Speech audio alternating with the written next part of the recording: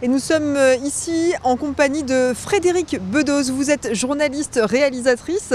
Et alors vous avez vécu un grand moment ce mardi soir. C'est-à-dire qu'au sein de l'Université catholique de Lille, vous êtes devenu docteur. Vous avez reçu un doctorat. Vous êtes la 4e personne au sein de l'Université catholique de Lille à recevoir ce titre prestigieux depuis 1875. Expliquez-nous justement dans quel cadre vous avez obtenu ce titre. Oui, c'est un titre très particulier, c'est docteur honoris causa.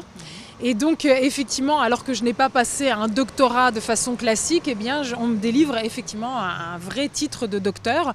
Et c'est un titre prestigieux qui honore mon engagement, la cause pour laquelle je me bats. Moi, je ne connaissais pas du tout ce titre et donc j'ai été très très surprise quand on m'a annoncé ça en juin. Et donc hier, à l'occasion de la rentrée solennelle, de la rentrée académique en fait, eh bien, on a fait tout ce cérémonial, parce que c'est vraiment un cérémonial, et donc il a eu lieu hier soir en présence d'environ 500 personnes, et dont des personnes de ma famille, et donc c'était très très émouvant. C'est un cérémonial, c'est-à-dire comment s'est passée la cérémonie ? Oui, c'est vraiment un cérémonial un peu à l'ancienne, vous savez, avec tout le monde avec les toges. Donc moi aussi, j'ai eu une toge faite sur mesure, etc. Et donc il y a tout un cortège avec toutes les personnalités les plus grosses têtes, hein, ceux qui sont vraiment les sachants, qui donc sont avec leur toge, et on entre en cortège. Il y a aussi l'orchestre européen, la chorale de l'université, donc il y a des moments musicaux. Et puis après, il y a les grands discours. Et notamment l'éloge, et puis surtout ce grand honneur qui m'a été fait de pouvoir prononcer le discours solennel de la rentrée académique. Alors concrètement, vous avez reçu ce titre par rapport à votre projet bien avancé déjà maintenant, le projet Imagine, que vous avez créé en 2010. C'est une ONG, en tout cas elle a été reconnue par les Nations Unies il y a un an à peu près. Rappelez-nous de quoi il s'agit. Imagine, c'est quoi ? Donc le projet Imagine, c'est une ONG d'information. Et en fait, cette ONG a pour particularité, pour la première fois, de lier le secteur des médias avec les conséquences sur le terrain. Et donc, d'un côté, avec le secteur des médias, on fait des films qui répondent tous à la même ligne éditoriale. On fait du journalisme avec espérance. Avec donc, le véritable but, c'est de donner l'envie d'agir aux citoyens. Donc, quand le public regarde ces films, il est touché en plein cœur et dans les tripes, bien souvent, parce que notamment, on dresse le portrait des héros humbles du monde entier. Ces hommes et ces femmes qui font des choses exceptionnelles au service d'un monde meilleur. Et là, eh bien, on peut s'identifier à ces hommes et ces femmes qui nous ressemblent et qui pourtant soulèvent des montagnes chaque jour. Et à la fin, on n'a qu'une envie, c'est à son tour rentrer dans la danse, sauter dans l'arène, relever les manches et agir. Et donc, une fois qu'on a donné l'envie d'agir aux citoyens, eh bien, il faut les accompagner vers l'action. Et ça, c'est le volet terrain. Donc, nous avons mis en place des programmes d'accompagnement vers l'action à destination des écoles, des prisons, des villes, des entreprises. Et donc, c'est le mouvement Imagine. C'est-à-dire, peu à peu, faire en sorte de mobiliser, favoriser l'émergence de ce mouvement qui est une mobilisation citoyenne partout dans le monde, puisqu'on est sur des valeurs universelles. Et aujourd'hui, après 9 ans d'existence, vous touchez plusieurs millions de personnes partout dans le monde, c'est ça ?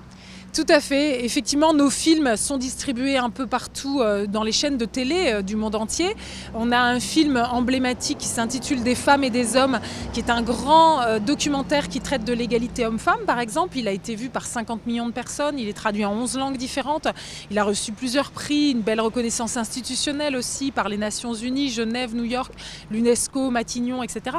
Donc on voit bien qu'on fait du journalisme de qualité, du journalisme exigeant, qui refuse vraiment la caricature, qui essaye d'approcher un diagnostic le plus fin possible des problématiques qui nous entourent, pour qu'ensuite on puisse véritablement se positionner en tant que citoyen et se dire qu'est-ce qu'on peut faire pour améliorer les choses, qu'est-ce qu'on peut faire pour faire progresser la situation. Et donc c'est un appel citoyen, film après film, c'est une invitation à chacun à s'engager, et c'est aussi faire passer ce message qu'en fait c'est jamais trop tard, tout est toujours possible et c'est dans nos mains. Si on rêve d'un monde meilleur, c'est à nous de le bâtir, parce que la belle nouvelle, c'est que le monde, c'est nous, en fait. Et quand on réalise ça, on comprend que, effectivement, cette espérance, c'est pas du bon sentiment, de la philosophie. Non, c'est très concret. Ça nourrit vraiment la substance même de cette espérance. Si nous sommes de plus en plus nombreux à nous lever chaque matin en se disant « moi, j'ai envie de donner le meilleur de moi-même », de facto, le monde change. Donc c'est vraiment cette articulation entre la force, la puissance de frappe des médias, qui nous permet de toucher des dizaines de millions de gens de par le monde, et ensuite favoriser cette action, cette dynamique d'engagement. Quel est le dernier projet, Frédéric, qui vous a vraiment tenu à cœur, dans lequel vous êtes pleinement investi? Il y en a beaucoup, j'imagine, mais c'était quoi le dernier? Alors effectivement, il y en a beaucoup parce qu'il y a un enjeu aussi sur l'ONG en elle-même qui est en train de prendre de plus en plus d'ampleur, et donc ça demande des défis aussi d'organisation. Il faut être très pratique, très concret.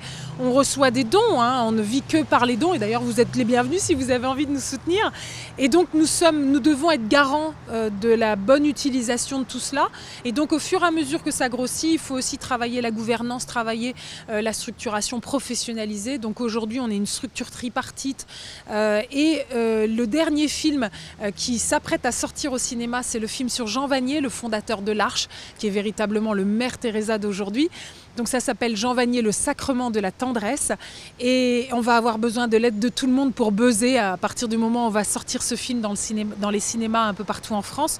Donc on va commencer une série d'avant-premières commerciales à partir du 9 octobre. 9 octobre, c'est la journée mondiale du handicap. Et à partir de janvier, ce sera vraiment la vraie sortie nationale. Et donc j'espère que tout le monde va nous aider sur les réseaux sociaux, etc. pour buzzer. Parce que si on réussit à faire un beau succès en salle, alors les chaînes de télé auront envie de le programmer. Et c'est vrai qu'une programmation en télé, c'est tout de suite des millions de spectateurs. Effectivement, c'est l'effet boule de neige. Merci beaucoup Frédéric Bedos. Encore félicitations pour ce titre de docteur attribué par l'Université catholique de Lille. Et je rappelle, www.leprojetimagine.com pour visionner toutes vos vidéos et puis en savoir plus sur Imagine. Merci beaucoup. Merci.